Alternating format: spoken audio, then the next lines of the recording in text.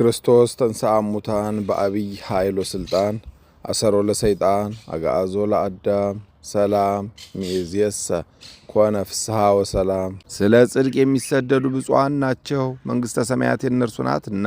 ሲነቅፏችሁና ሲያሳድዷችሁ በእኔ ምክንያትም ክፉውን ሁሉ በውሸት ሲናገሩባችሁ ብፁዓን ናችሁ። ዋጋችሁ በሰማያት ታላቅ ነውና ደስ ይበላችሁ፣ ሐሴትም አድርጉ።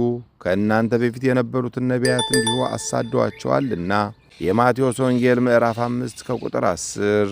በስመ አብ ወወልድ ወመንፈስ ቅዱስ አሐዱ አምላክ አመ ሰውዑ ለግንቦት በዛቲ ዕለት አዕረፈ አብ ክቡር አባ አትናቴዎስ ሐዋርያዊ ሊቀ ጳጳሳት ዘሀገረ እስክንድርያ እምሁልቆሙ ለአበው ሊቃነ ጳጳሳት እስራ።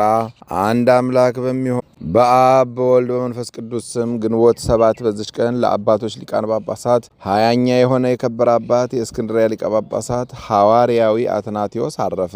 ይህም ቅዱስ ሐናፊ ከሚባል የእስላም ነገድና ከአረማውያን ተወላጅ ነው ይባላል። እርሱም ከመምህሩ ከሚማሩ ሕፃናት ጋር እያለ እርስ በርሳቸው በመጫወት ሥርዓተ ቤተ ክርስቲያንን እየሰሩ ከእነርሱ ውስጥ ዲያቆናትን ኤጲስቆጶሳትን ሲያደርጉ እኒያም የክርስቲያን ልጆች አይቶ ጨዋታቸው ደስ ስላለው ከእርሳቸው ጋር በጨዋታ አንድ ይሆን ዘንድ የክርስቲያንም ልጆች ለመናቸው።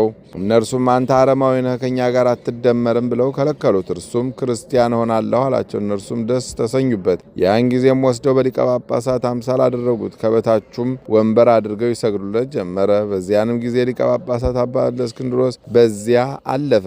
የክርስቲያን ልጆች ሲጫወቱ አያቸው ጊዜ አብረውት ላሉት ይህን ሰዓት ከፍ ከፍ ያለችና የከበረ ሹመትን ይሾም ዘንድ አለው አላቸው። አባቱም በሞተ ጊዜ ወደ አባ እለእስክንድሮስ መጣ። የክርስትና ጥምቀትንም አጠመቀው። ከዚህም በኋላ የአባቱን ገንዘብ ሁሉ ወስዶ ለድሆች ለጠማዳሪዎች ሰጥቶ የቤተ ክርስቲያን ትምህርትና ሕግ ሥርዓትንም ከአባ እለእስክንድሮስ ዘንድ እየተማረ ኖረ። እርሱም ተወዳጅ ልጅ አደረገው። ከዚህ በኋላም ድቁና ሾመው። የመንፈስ ቅዱስን ጸጋ የተመላ ሆነ። የከበረ አባት እለእስክንድሮስን ባረፈ ጊዜ አባት አትናቴዎስን በእስክንድርያ ሀገር ላይ ሊቀ ጳጳሳት አድርገው ሾሙት። ከዚህም አስቀድሞ ግን የ318 ኤጲስቆጶሳት ስብሰባ በተደረገ ጊዜ አባ እለእስክንድሮስ ከዚህ ዓለም ሳይለይ ይህን አትናቴዎስን ከእሳቸው ጋር ተሰብስቧል። የጉባኤውም ጸሐፊ አድርገው በኒቅያ ከተማ ቀኖና ቤተክርስቲያን ከእሳቸው ጋር ሰራ። ጻድቁ ቆስጠንጢኖስን በሞተ ጊዜ አርዮሳዊ ልጁን ሁለተኛው ቆስጠንጢኖስ ነገሰ። አርዮሳውያንንም በዙ። ይህንንም አባት አርዮሳዊ ንጉሥ ከመንበረ ሲመቱ አሳደደው። በእርሱ ፋንታም ጊዮርጊስ የተባለ ከሃዲ ሰው ሾመ። ከዚህም በኋላ ብዙ ጊዜ ሲያሳድዱትና ሲመልሱት ኖረ። በስደቱም በአንዲት ምዕራባዊት ሀገር ባለ ጊዜ በዚያ የጣዖት ቤት አለች። ለዚያችም የጣዖት ቤት ብዙ ሕዝቦች በውስጧ ይሰበሰባሉ። ለዚያችም የጣዖት ቤት በውስጧ ብዙ የሚሰሩ የሰይጣን ሥራዎች አሏት። እርሱም የክብር ባለቤት የሆነ ጌታችን ኢየሱስ ክርስቶስን ለመነው። ያችንም የጣዖት ቤት አፍርሶ የሀገር ሰዎችን ሁሉ እግዚአብሔርን ወደ ማወቅ መለሳቸው። ይህም አባት 5 ጊዜ አሳደዱት። የሹመቱም ዘመን 47 ሲሆን 15ቱን ዓመት በስደትና በእስራት ነው ያሳለፈው። ይህንንም አባት ብዙ መከራና ድካም መሰደድም ስለደረሰበት ሐዋርያዊ ተብሎ ተጠራ። በሚሞትበትም ጊዜ በእግዚአብሔር ዘንድ ባለሟልነትን ባገኝ ይህን የጣዖት ቤት ያፈርስ ዘንድ በፊቱ እኔ እየሰገድኩ ለምነዋለሁ። ይህም አባት ካረፈ በኋላ ንጉሥ ልኮ ያንን የጣዖት ቤት አስፈረሰው። ለእግዚአብሔር ምስጋና ይሁን፣ እኛንም በዚህ አባት ጸሎት ምልጃ ይማረን፣ በረከቱም ከእኛ ጋር ትኖር ለዘላለሙ አሜን።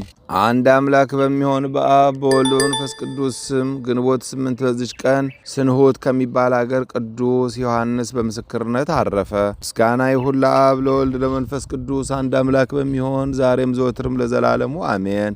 በግንቦት 7 ቀን የሚከበሩ ዓመታዊ የቅዱሳን በዓላት ቅዱስ አትናቴዎስ ሐዋርያዊ የባህታውያን አለቃ ታላቁ አባ ሲኖዳ ጽንሰቱ፣ ቅዱስ ዮሐንስ ጻድቅ ሀብቱን ንብረቱን ልብሱን ሳይቀር መጽውቶ ራቁቱን የተገኘ ደግ ሰው፣ አባ ሐርሴዎስ ገዳማዊ። ወርሃዊ በዓላት አጋዕዝተ ዓለም ቅድስት ሥላሴ፣ ሊቁ አባ ጊዮርጊስ ዘጋስጫ። ስለ ጽድቅ የሚሰደዱ ብፁዓን ናቸው፣ መንግሥተ ሰማያት የእነርሱ ናትና። ሲነቅፏችሁና ሲያሳድዷችሁ በእኔ ምክንያትም ክፉውን ሁሉ በውሸት ሲናገሩባችሁ ብፁዓን ናችሁ፣ ዋጋችሁ በሰማያት ታላቅ ነውና ደስ ይበላችሁ፣ ሐሴትም አድርጉ። ከእናንተ በፊት የነበሩትን ነቢያት እንዲሁ አሳደዋቸዋልና። የሰማነውን በልቦናችን ያሳድርብን። ከቅዱሳን አባቶቻችን ከቅዱሳት እናቶቻችን ከጻድቃን ከሰማዕታት ከነቢያት ከቅዱሳን ሐዋርያት ከቅዱሳን መላእክት በረከት ረድኤት ያሳትፈን። ይቅርታውን ቸርነቱን ያርቅብን። እንበል አቡነ ዘበሰማያት ይትቀደስ ስምከ ትምጻእ መንግሥትከ ወይኩን ፈቃድከ ኢየሱስ ክርስቶስ ከመ ይስራኤልን ኃጣውኢነ ተማጸነ ብከ ያለ እግዚአብሔር አብይ ኦ እግዚእ ኢየሱስ ክርስቶስ ስራይ ኃጢአቴ ወኃጢአተ ኩሉ ሕዝብከ ማእሰረ ኃጢአት እግዚአብሔር ይፍታ። እግዚአብሔር ይባርክ። ሰላም ያሳደረ ሰላም ያውለን፣ ሰላም ያዋለ ሰላም ያሳድረን። ይቆየን።